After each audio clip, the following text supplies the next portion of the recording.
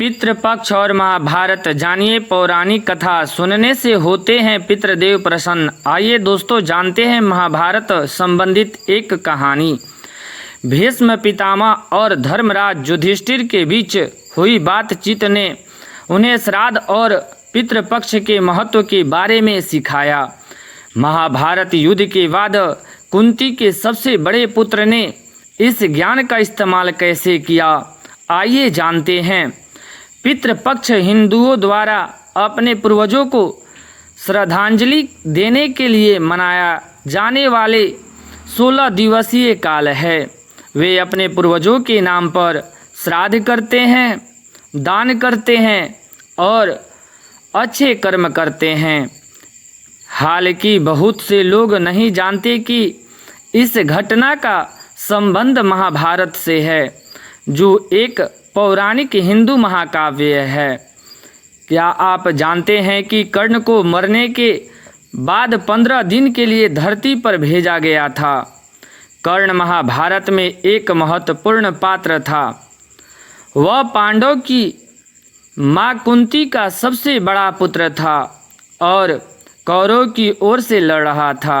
चचेरे भाई के बीच युद्ध के दौरान अर्जुन ने उसे मार डाला था। वह अपने दयालु हृदय के लिए जाने जाते थे। संबंधियों में उन्हें दानवीर कर्ण के नाम से जाना जाता है। जब उनकी मृत्यु हुई और उनकी आत्मा स्वर्ग पहुंची तो उन्हें भूख लगी। उन्होंने जो कुछ भी छुआ वह सोना में बदल गया। भूख से त्रास कर्ण और उनके पिता भगवान सूर्य इस समस्या का समाधान खोजने के लिए भगवान इंद्र से मिलने गए। इंद्र ने कहा कि कर्ण भले ही अपने बड़े दिल के लिए जाना जाता है, लेकिन वह हमेशा ज़रूरतमंदों को सोना दान करता है।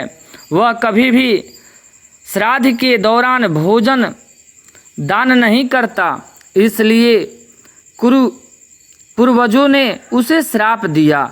चूँकि कर्ण को अपने वंश में बारे में पता नहीं था, इसलिए उसने कभी भी उनके नाम पर श्राद्ध नहीं किया और न ही उनके मोक्ष के लिए ज़रूरतमंदों को कुछ दान दिया। अपनी अंतरात्मा को शुद्ध करने के लिए कर्ण को 14 से 15 दिनों के लिए पृथ्वी पर उतरने की अनुमति दी गई थी। उन्होंने अपने पूर्वजों के नाम पर श्राद्ध करने का सुझाव दिया गया। उन्होंने अपने पूर्वजों की याद में भूखे और ज़रूरतमंद लोगों को भोजन और पानी दान किया। इस अवधि को पितृपक्ष के रूप में जाना जाता है। कई संबंधियों में कहा गया है कि कर्ण और भगवान सूर्य भगवान इंद्र के बजाय भगवान यम के पास गए थे। ऐसा माना जाता है कि महाभारत के युद्ध के दौरान हजारों लोगों की जान चली गई थी। मृतकों की आत्मा की शांति के लिए प्रार्थना करने के लिए पांडवों में सबसे बड़े धर्मराज युधिष्ठिर बोध गया गए थे। तब से यह स्थान पितृपक्ष के दौरान श्राद्ध से जुड़ा हुआ है। यह एक पवित्र स्थान माना जाता है, जहां अगर आप पिंड दान करने के लिए जाते हैं तो माना जाता है कि पूर्वज स्वर्ग पहुंचते हैं और अपने कुल को सौभाग्य और समृद्धि का आशीर्वाद देते हैं। एक अन्य पौराणिक कथा में पांडव और कौरव के परदादा भीष्म पितामह और धर्मराज युधिष्ठिर के बीच बातचीत का उल्लेख है। वे उन्हें पहली बार पितृपक्ष मनाए जाने के बारे में बताए थे। उन्होंने उन्हें महर्षि निमि की कहानी सुनाई। अपने पुत्र की असामयिक मृत्यु के कारण महर्षि निमि शोक में डूब गए। उन्होंने अपने पूर्वजों के लिए प्रार्थना करना शुरू कर दिया। उनकी भक्ति से प्रभावित होकर पूर्वज उनके सामने प्रकट हुए और उन्हें बताया कि उनका पुत्र उनके साथ रह रहा था। पूर्वजों ने ऋषि से कहा कि चूँकि उन्होंने अपने बेटे का अंतिम संस्कार वैसे ही किया जैसे कोई भी अपने पूर्वजों के लिए करता है, इसलिए उनकी आत्मा को शांति मिली है। अपने पूर्वजों से मुलाकात के बाद महर्षि निमि ने पितृपक्ष और श्राद्ध के बारे में अपना ज्ञान फैलाना शुरू कर दिया।